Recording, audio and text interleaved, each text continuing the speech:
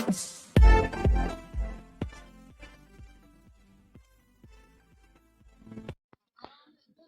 Everyone.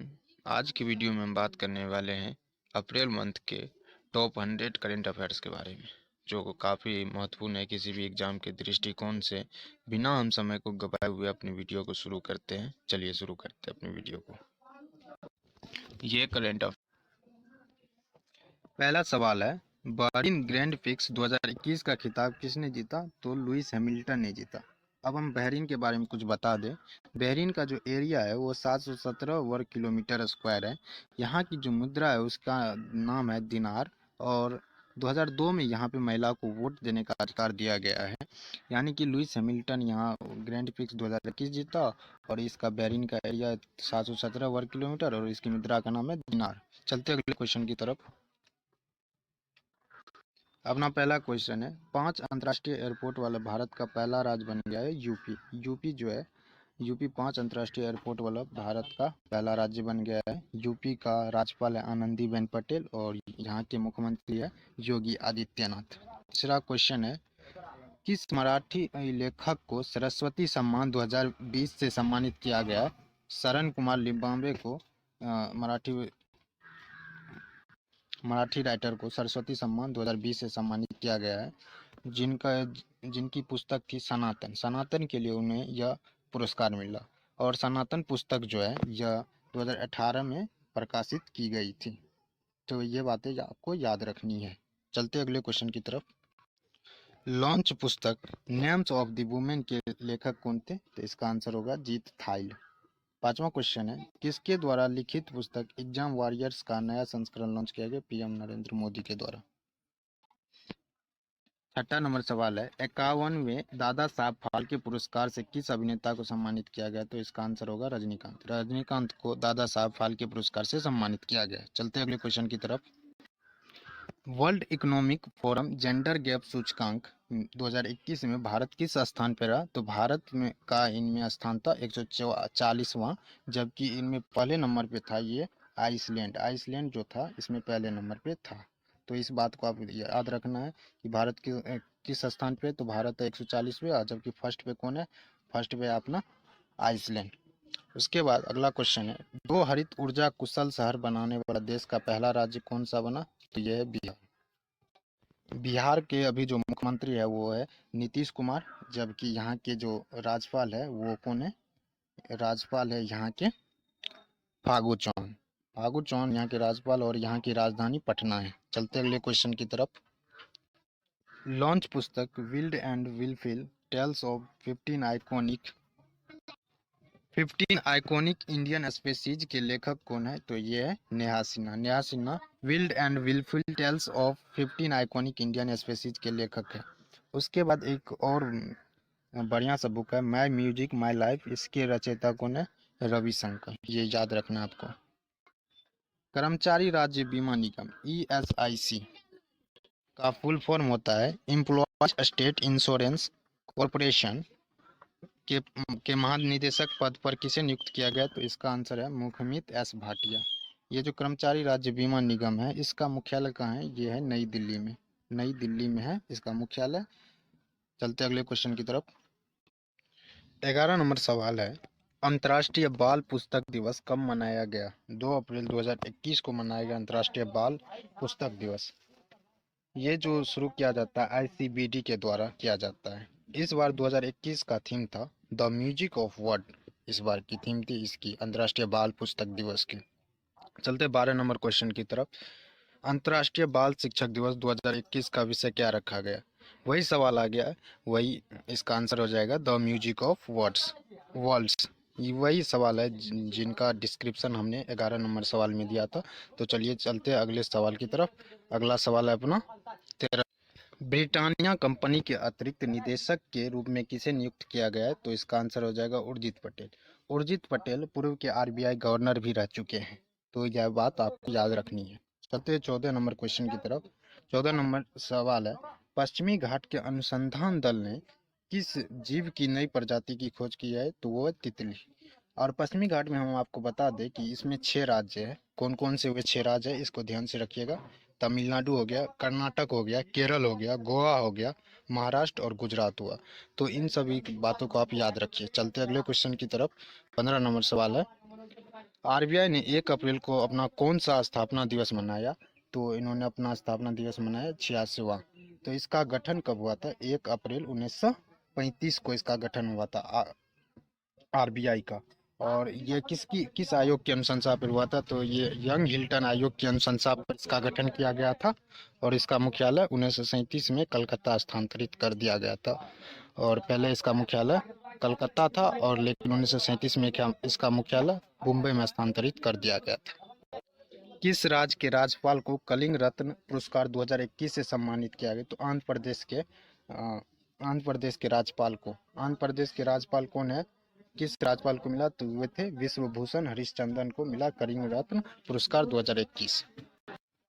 किस प्रौद्योगिकी संस्थान में दृष्टिबाधित लोगों के स्पर्श के लिए स्पर्श संवेदनशील घड़ी विकसित की गई? तो आईआईटी कानपुर ने दृष्टिबाधित लोगों के लिए स्पर्श संवेदनशील घड़ी विकसित की है। चलते अगले क्वेश्चन की तरफ। बैट 365 की महिला सीईओ कौन है जिन्होंने शैली के मामले में सुंदर पिचाई को भी पीछे छोड़ दिया? तो इसका नाम है Denise Coates. Denise Coates bet 365 की महिला सीईओ है, जो यूके की है। ये करीब करीब 4700 करोड़ से भी ज़्यादा की सैलरी पाती है। बैट 365 जो है ये स्पोर्ट्स सट्टेबाजी से जुड़ा हुआ एक ऑनलाइन एप्लीकेशन है। इस यहाँ से डेनिस कोट बनी है सीईओ, जिनकी सैलरी जो है 47 करोड़ से भी ज़्यादा की सैलरी है इनकी। चलते हैं अगले क्वेश्चन की तरफ। क्वेश्चन नंबर 19, स्लोवाकिया देश के नए प्रधानमंत्री कौन बन गए हैं? स्लोवाकिया देश के नए प्रधानमंत्री बन गए हैं एडवाई हैगर। एडवाई हैगर बन गए स्लोवाकिया देश के नए प्रधान।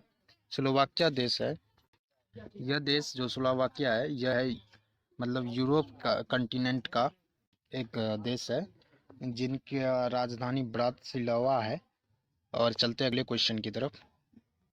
किस भारतीय क्रिकेटर को बीमा कंपनी डिजिट इंश्योरेंस का ब्रांड एम्बेसडर नियुक्त किया गया? तो इसका आंसर हो जाएगा विराट कोहली। किस ऑस्ट्रेलियाई खिलाड़ी ने मियामी ओपन टेनिस टूर्नामेंट का खिताब दूसरी बार जीता? Ashleigh Barty. एशले बार्टी ने मियामी ओपन टेनिस टूर्नामेंट का खिताब दूसरी बार जीता।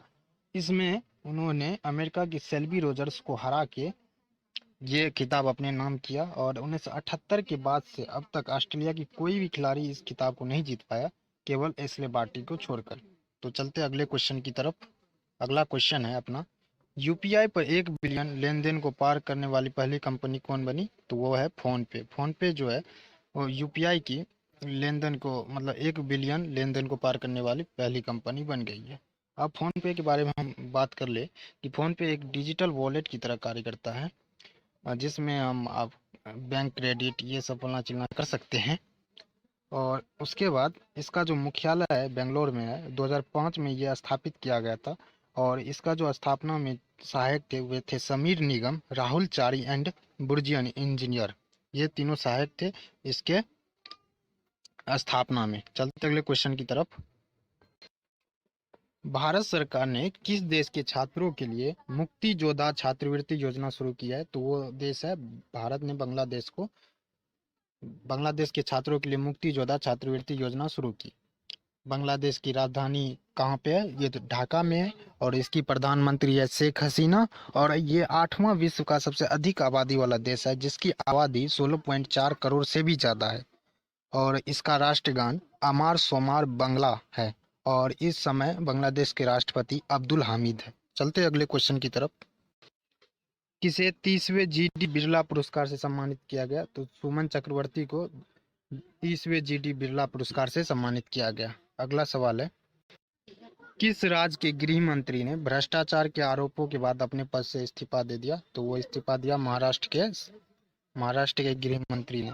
महाराष्ट्र के गृह मंत्री थे अनिल देशमुख, जिन पर घोटाले का आरोप था, इसलिए उन्होंने अपना त्यागपत्र दे दिया। और महाराष्ट्र का जो राजधानी है अभी मुंबई में, और इसे देश की आर्थिक राजधानी भी कहा जाता है। इस समय महाराष्ट्र का सीएम है उद्धव ठाकरे, और वर्तमान में राज्यपाल वहाँ का भगत सिंह केसरिया है। तो इस इम्पोर्टेंट पॉइंट को भी आप याद रखिएगा। चलते अगले क्वेश्चन की तरफ। मियामी ओपन 2021 बैडमिंटन पुरुष चैंपियनशिप का खिताब किसने जीता? तो हुइबर्ट हरकच ने मियामी ओपन 2021 बैडमिंटन चैंपियनशिप का खिताब जीता। चलते हैं अगले क्वेश्चन। महाराष्ट्र राज्य के नए गृह मंत्री पद पर किसे नियुक्त किया गया? तो दिलीप वलस पाटिल को नए गृह मंत्री के रूप में चुना गया। कौन सा गृह मंत्री था? तो वो गृह मंत्री अभी जो जो जिस पर भ्रष्टाचार का आरोप था, उसके बाद उन्होंने अपने पद से इस्तीफा दिया था, वो था, उसका नाम था अनिल देशमुख। चलते अगले क्वेश्चन की तरफ। भारत के नए मुख्य चुनाव आयुक्त कौन बने? भारत के नए मुख्य चुनाव आयुक्त सुशील चंद्रा बने। और भारत के नए फर्स्ट मुख्य चुनाव आयुक्त थे सुकुमार सेन थे। और भारत के मुख्य चुनाव आयुक्त की नियुक्ति राष्ट्रपति द्वारा की जाती है, जिनकी कार्यकाल जो होती है वो 6 वर्ष या 65 वर्ष, जो भी पहले पूरा होगा उसके अनुसार होता है। वेतन इसका मिलता है सुप्रीम कोर्ट के जज के समान इसको वेतन मिलता है। चलते आगे अगले, आप इस पॉइंट को भी ध्यान में रखिएगा। चलते आगे क्वेश्चन की तरफ। बीसीसीआई की भ्रष्टाचार निरोधक इकाई का प्रमुख किसे नियुक्त किया गया? तो इसे नियुक्त किया शब्बीर हुसैन शेखावत खंडवाला को बीसीसीआई के भ्रष्टाचार निरोधक इकाई का प्रमुख। चलते अगले क्वेश्चन की तरफ। किसे अटल नवाचार मिशन का निर्देशक नियुक्त किया गया? तो यह है चिंतक वैष्णव को अटल नवाचार मिशन का निर्देशक चुना गया है। चलते अगले क्वेश्चन की तरफ। वियतनाम देश के नए प्रधानमंत्री कौन बन गए हैं? तो वियतनाम देश के नए प्रधानमंत्री बन गए फाम मिन चिन वियतनाम देश के नए प्रधानमंत्री बन गए, जबकि इनके राष्ट्रपति का नाम तो बहुत खतरनाक है भाई, गुयेन जुआन फुक। इसके जो है राष्ट्रपति गुयेन जुआन फुक, और इसकी वियतनाम की मुद्रा जो होती है वियतनामी दोंग। चलते अगले क्वेश्चन। आज का 32 नंबर सवाल है, भारत का 48वां मुख्य न्यायाधीश किसे नियुक्त किया गया है? नूतल पार्टी वेंकट रमन को भारत का 48वां मुख्य न्यायाधीश के रूप में नियुक्त किया गया है। तो आपको बताना है कि इससे पहले मतलब 1 नंबर भारत के एक पहला मुख्य न्यायाधीश कौन था? तो इसका आंसर हो जाएगा श्री एच जे कानिया जो थे भारत के पहले मुख्य न्यायाधीश थे, जबकि अभी 48वां नूतल पार्टी वेंकटरमन। चलते अगले क्वेश्चन की तरफ। किस राज्य के हापुस आम को जीआई टैग प्रदान किया गया? तो वो है महाराष्ट्र। चलते, और इसके साथ ही एक पॉइंट और भी याद रख लीजिएगा, चंदेरी साड़ी कहाँ की है? मध्य प्रदेश की, जिसको जीआई टैग मिला है। उसके बाद सोलापुर चादर महाराष्ट्र की है। उसके बाद दार्जिलिंग चाय जो पश्चिम बंगाल की है। इन सबको जीआई टैग मिला है, जो काफ़ी इम्पोर्टेंट है, हम वही चीज़ आपको बताते हैं। चलते हैं अगले 34 नंबर सवाल की तरफ। ऑटोमोटिव सॉरी, कुछ गलती हो गया, इसकी वजह से आपको थोड़ा सा तकलीफ हुआ, लेकिन चलते हैं अगले क्वेश्चन की तरफ। ऑटोमोटिव टायर मैन्युफैक्चरर्स एसोसिएशन के नए अध्यक्ष कौन बन गए? तो इसका नाम है अंशुमन सिंघानिया। चलते हैं 35 नंबर सवाल की तरफ। गैबोन देश में भारत के नए राष्ट्रपति के रूप में किसे नियुक्त किया गया? रामकरण वर्मा को गैबोन के नए राष्ट्रपति चुना गया है, जो भारतीय मूल के हैं। और गैबोन की मुद्रा जो है सेंट्रल अफ्रीकन CFA फ्रैंक है, जबकि इसकी राजधानी जो है लीवरविल है इसकी राजधानी। तो इस पॉइंट को आपको याद रखना है। चलते अगले क्वेश्चन की तरफ। पीएम मोदी ने किसके द्वारा लिखित ओडिशा का इतिहास पुस्तक का हिंदी अनुवाद जारी किया? तो इसका आंसर हो जाएगा हरे कृष्णा महताब की पुस्तक है ओडिशा इतिहास, पुस्तक का हिंदी अनुवाद जारी किया है पीएम मोदी ने। चलते अगले क्वेश्चन की तरफ। विप्रो के एमडी के रूप में किसे नियुक्त किया गया? तो इसका आंसर होगा सारा एडम गेज को विप्रो के एमडी के रूप में नियुक्त किया गया है। ये भारत की तीसरी सबसे बड़ी कंपनी है। इसका हेडक्वार्टर बेंगलोर में है, जबकि इसकी शुरुआत अजीम प्रेमजी ने किया था।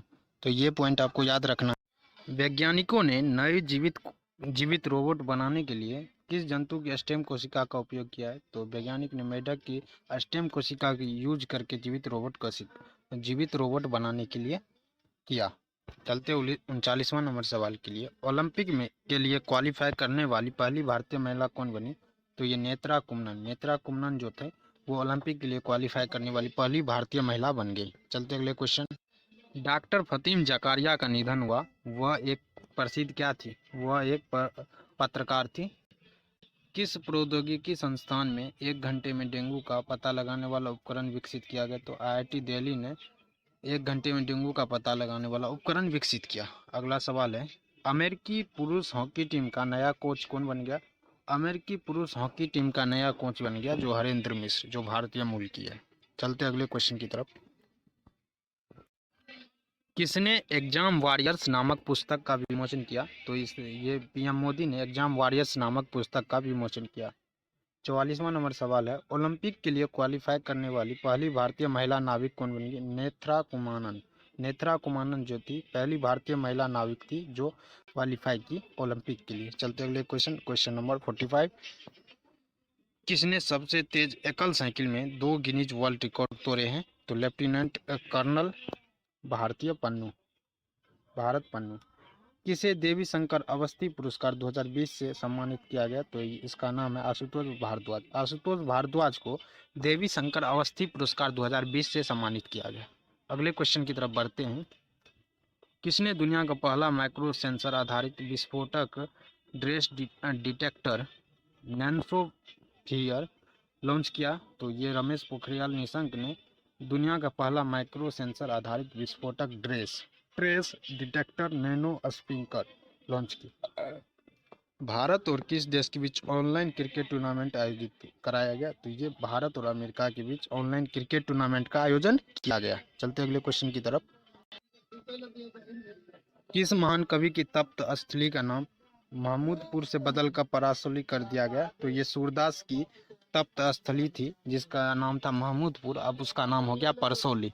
आप चलते अगले क्वेश्चन की, जो हमारा लास्ट इस सेशन का सवाल है। उसके बाद हम पार्ट 2 में 50 और सवाल को देखेंगे और इस तरह से हमारा अप्रैल का करंट अफेयर्स खत्म हो जाएगा।